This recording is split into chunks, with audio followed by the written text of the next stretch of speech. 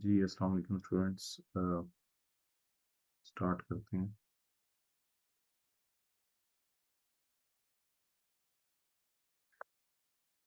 आवाज आ रही है?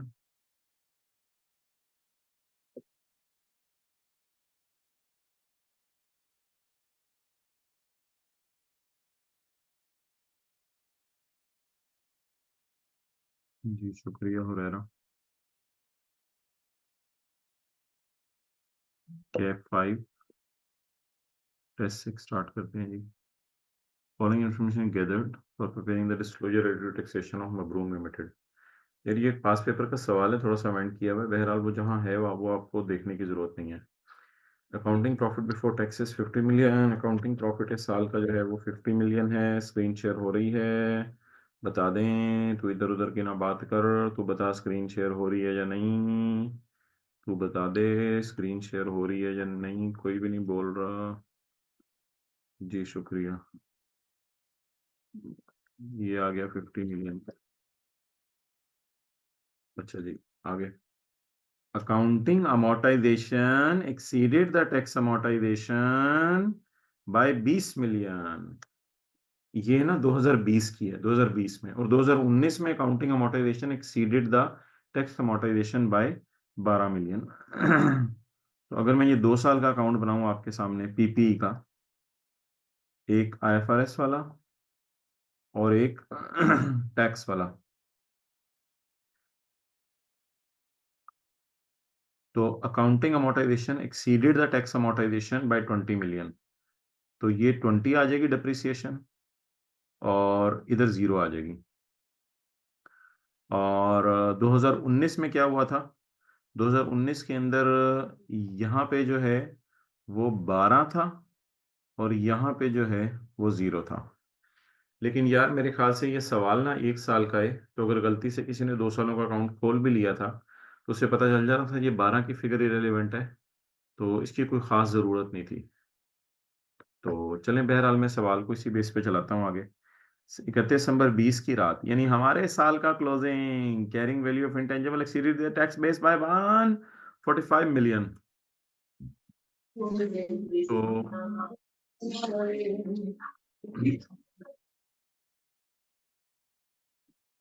तो ये कैरी डाउन कितना आ रहा है? ये कैरी डाउन आ रहा है 145। ये अकाउंटिंग वालों का, टैक्स वालों से ज्यादा है। Okay done. अब सवाल में एडिशन वगैरह तो कोई गिवन नहीं है, तो ये ब्रॉड डाउन बैलेंसिंग आ जाना था। ब्रॉड डाउन कितना बैलेंसिंग आ गया?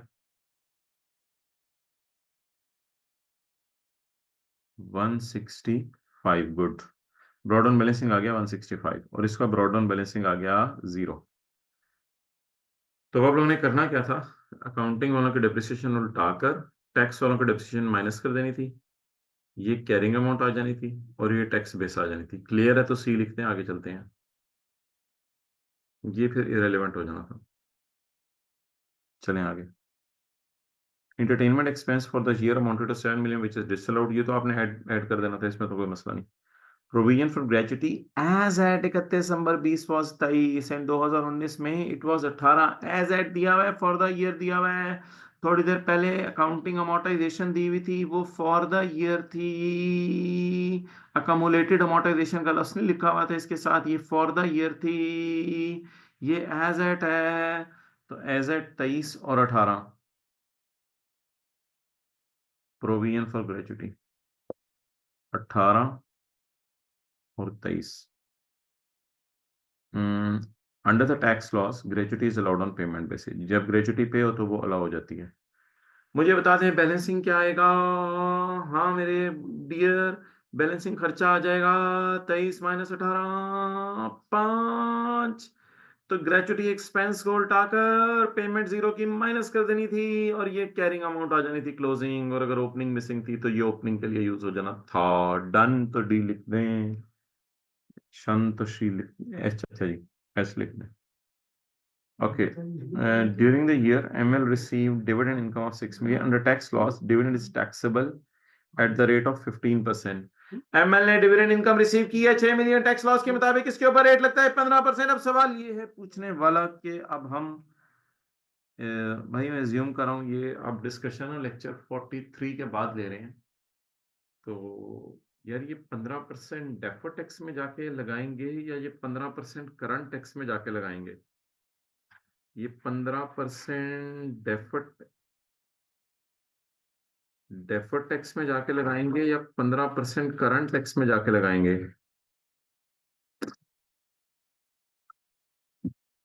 Everyone is silent. जी गुड, वेल डन। असल में ना ये रिसीवेबल वगैरह का चक्कर नहीं है ना मेरे भाई। तो आपको याद है क्लास हमने की थी, इसमें इंटरेस्ट इनकम और डिविडेंड इनकम था, और मैंने कहा था कि इसको निकाल दो, इसको निकाल के करंट टैक्स में नीचे ले जाओ और करंट टैक्स में नीचे लेके जाके अलग रेट लगा दो। तो मेरे भाई यहाँ पे रिसीवेबल वाली स्टोरी नहीं है ना, तो फिर डेफर्ड टैक्स के बैलेंस शीट में क्यों लेके जाना है? कैरिंग अमाउंट, टैक्स बेस, ये वो, तो बैलेंस शीट में लेके जाने की जरूरत ही नहीं है। तो इसलिए मेरे भाई इसको रिलैक्स रखना था आपने। तो 6 मिलियन यहाँ से माइनस करके करंट टैक्स में जाके अलग से आपने 15% लगा देना था। तो ये देखें सोल्यूशन में, 6 मिलियन माइनस करके अलग से यहाँ जाके 15% लगा देना था। During the year ML receive dividend, अच्छा ऑन यकम अप्रैल 2020। हाँ, रिकॉन्सिलिएशन में तो वो जाना ही था फिर। रिकॉन्सिलिएशन में तो 15% नहीं लगना था। रिकॉन्सिलिएशन की तो अभी मैं बात करता हूँ। 35 लगना था, 15 लग गया, कितना नहीं लगा, 20, ये होना था। ऑन जखम अप्रैल 2020 एक मैन्युफैक्चरिंग प्लांट है जो लीज पे लिया है 4 साल के लिए at rental of 40 million, payable in arrears, interest rate is इतने, under the tax laws all lease payments are allowed on payment basis. मेरे भाई को पेमेंट ही नहीं होती हमारे साथ। पेमेंट फर्स्ट होनी थी 31 मार्च 2021 को, वो हमारे साथ से बाहर है क्योंकि हमारा साल का ईयर एंड है 31 दिसंबर 2020। इसलिए हमने क्या करना था, हमने ये जो रेंटल्स आ रहे थे ना 40 के, पहले इनकी एरियर में करके पीवी निकालनी थी, और ये 127 आ गया। अब जो है ना, आपने ये देखें, ये अगले साल पेमेंट है 31 मार्च 2021 को। तो रेंटल जो करंट टैक्स में माइनस करने थे वो जीरो करने थे, क्योंकि इस साल कोई पेमेंट नहीं हुई। समझ आ गया? समझ आ गया तो ऐसे लिख दें, समझ आ गया तो ऐसे लिख दें, समझ आ गया। रेंट पेड माइनस करना है ना, कितना रेंट है, रेंट इस साल पे ही नहीं हुआ, हाँ अगले साल मुझे पता है 40 माइनस करेंगे, अगले साल 40 माइनस करेंगे। अच्छा फिलहाल अकाउंटिंग डेफिनेशन उल्टानी है। करंट टैक्स में 127 डिवाइडेड बाय 4 इंटू 9/12, ये अकाउंटिंग डेफिनेशन उल्टाएंगे। ये फिंगर हो गई, ये थंब हो गई, फिंगर थंब अप्रोच। ये इंटरेस्ट है पूरे साल का, ये 31 दिसंबर 20 तक पेएबल है। तो 13 × 9/12 वॉज पेएबल, 13 × 9/12 वॉज पेएबल। तो और यही खर्चा भी था, यही खर्चा भी था, यही पेएबल भी था। तो अब हमने करना क्या है, अकाउंटिंग डेप्रिसिएशन और इंटरेस्ट उल्टा कर रेंटल जीरो का माइनस कर देना था। बाकी तो चीजें आपको पता ही हैं, ये अकाउंटिंग अमोर्टाइजेशन आ रही है, एंटरटेनमेंट आ रही है, ग्रेचुटी आ रहा है, और रेंटल इनकम तो अभी यार करनी है हमने। और डेफर्ड टैक्स की वर्किंग में हमने आरओयू ले जाना था -24 करके। लीज लाइबिलिटी तो यार आसान है ना यार, लीज लाइबिलिटी का क्या है यार, अब लीज लाइबिलिटी यार हमारे साल की पेमेंट के नीचे लाइन लगा दें, ये करंट पोर्शन, ये नॉन करंट पोर्शन। तो आज भी क्लास में किया था हमने ये, लेक्चर 43 में 13 × 9/12 हो गया। अच्छा जी, अब रेंट का अकाउंट बनाना है।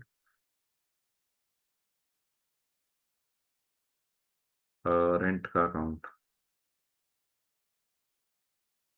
जी कैमरास ऑफ कर दें अपने। अच्छा, during the year 2020 rental income exceeded the rent received by 10, rental income exceeded the rent received by 10, rental income exceeded the rent received by 10, बताएं किधर डालूं? rental income exceeded the rent received by 10, यहाँ rent received आता है, यहाँ rental income आती है, rental income exceeded the rent received by 10, किधर डालूं 10? rental income exceeded the rent received by 10, किधर डालूं 10? कोई नहीं बोल रहा। 19 बंदे खामोश हो चुके हैं। इन 19 बंदों की खामोशी के अंदर एकदम आवाज आई एक बंदे की तरफ से, और उसने बोला कि ये फिगर, भाई बोलना नहीं है, चैट में लिखना है। 19 बंदे अभी तक खामोश हैं। 19 बंदों में से किसी की आवाज नहीं आई। सवाल में लिखा हुआ है rental income exceed the rent received by 10, अभी तक किसी की आवाज नहीं आई कि ये 10 कहाँ डालना है। 19 बंदे, 20 बंदे खामोश हो चुके हैं। ओ, इस तरह तो ना करें ना, इसको सिंपल रखें। कुछ कोई और बोले, इसको सिंपल रखें ना, बस जिस तरह वो सवाल कह रहे पहले उस तरह कर लें। Rental income exceeded the rent received by 10। बोले यार, rental income exceeded the rent received by 10। Excellent, एक स्टूडेंट की आवाज आई। Rental income exceeded the rent received by 10। तो यार ये 10 इधर डाल दो, क्या सोच रहे थे? पीपीएल क्या होता है? P and L. अच्छा जी, तो बस कैश उड़ा दें, कैश जीरो होगा। अब balancing figure, closing receivable.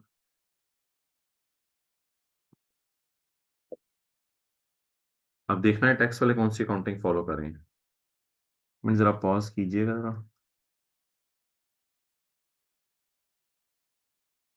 Okay जी।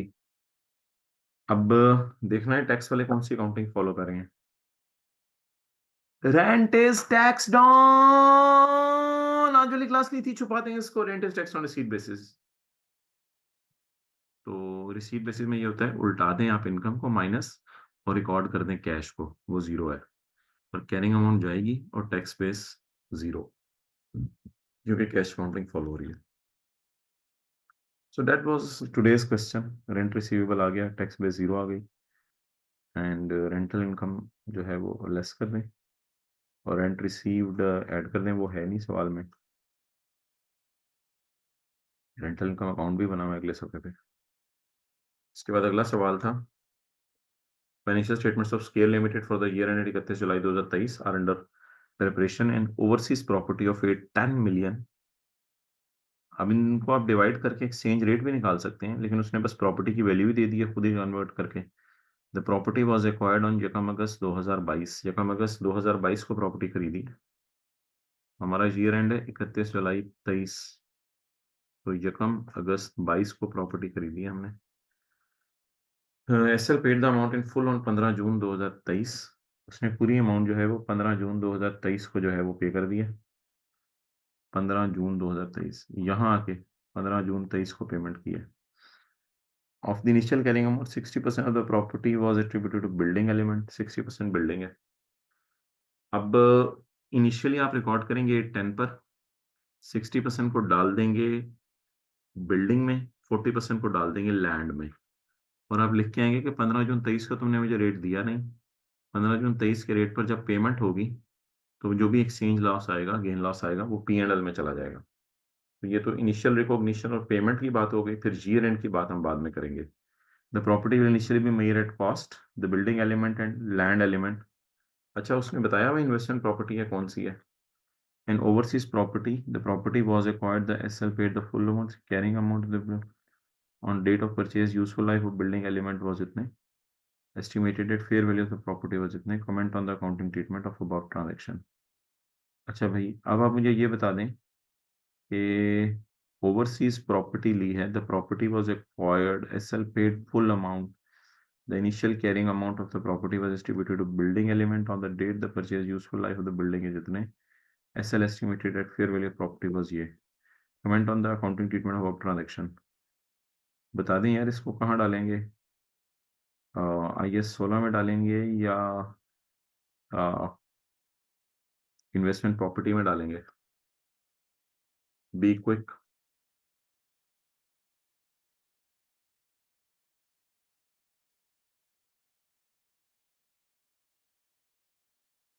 यार मुझे ये लग रहा है कि आईएस 16 किस वजह से यार? आईएस 16 किस वजह से?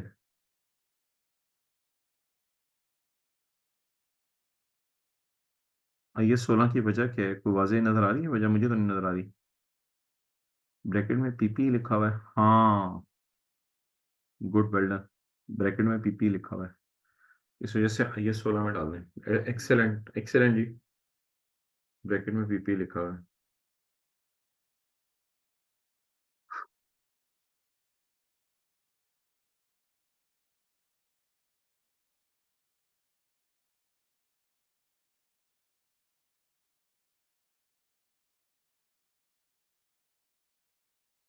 नो वजह फॉर इन्वेस्टमेंट प्रॉपर्टी। असल में वो मुझे पीपी पे ऐसे नजर नहीं पड़ी थी। बाकी देखें, कहीं लिखा, हाँ, अगर कहीं लिखा होता फॉर रेंटर और वो है, तो फिर ये बात हो जाती ना। अ, सही है।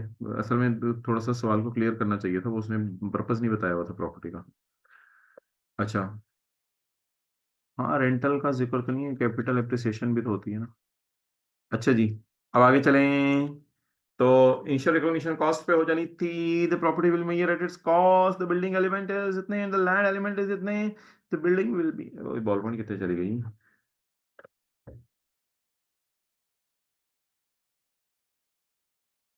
बॉल पॉइंट गायब हो गई। देखो पेन नज़र आ रहा है कहीं? ये पड़ा हुआ है। The building element will be इतने and the land element will be इतने. The payable is initially measured at 10 million. The payable will be settled on 15 June and gain loss will be taken to P&L. Next, on the date of purchase, the useful life of the building was on the date of purchase, the useful life of the building was 40 years. At 31 July, SL estimated at fair value of the property was US $5 million. अच्छा, अब इसने theory का सवाल है, अब आप दोनों discussions कर रहे हैं कि अगर कॉस्ट मॉडल यूज हो रहा है तो आप क्या करेंगे, और अगर रिवैल्यूएशन मॉडल यूज हो रहा है तो आप क्या करेंगे। ये दोनों बातें आप डिस्कस करके आ सकते हैं, क्योंकि अब सवाल साइलेंट है ना। फेयर वैल्यू तो उसने दे दी है। The building will be depreciated over 40 years and the depreciation charge इतने will be taken to P&L। If the entity using cost model, तो land and building will appear as cost less the complete depreciation. However, if the entity using revaluation model, then property will be revalued at 5 million and exchange gain loss will be taken to same place where the revaluation gain loss is recorded. या ये 16 के जब हम सवाल करेंगे देखेंगे कि इसका फिर फेयर वैल्यू गेन लॉस, इसका क्योंकि रिवैल्यूएशन गेन लॉस OCI में जाता है, तो फिर इसका वो वाला गेन लॉस भी चला जाएगा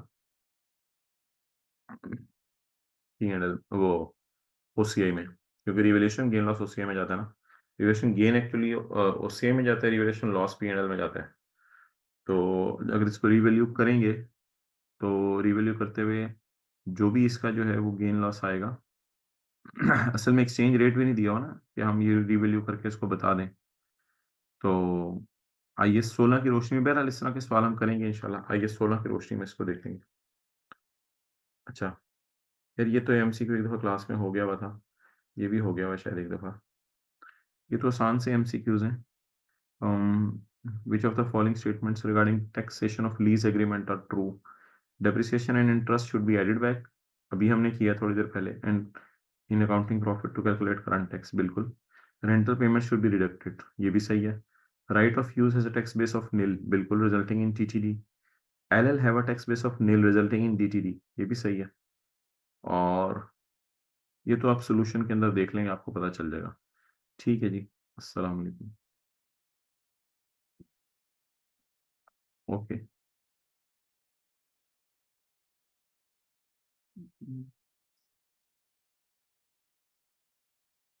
जाओ बच्चों।